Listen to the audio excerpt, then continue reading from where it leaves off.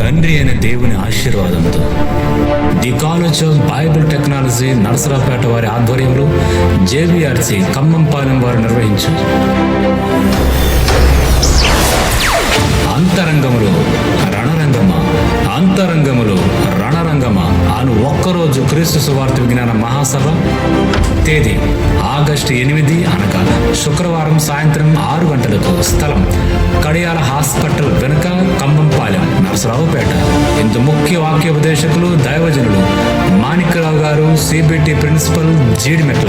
వాక్యోపదేశకులు దైవజనులు కె శ్యాంప్రసాద్ గారు, JBRC coordinator.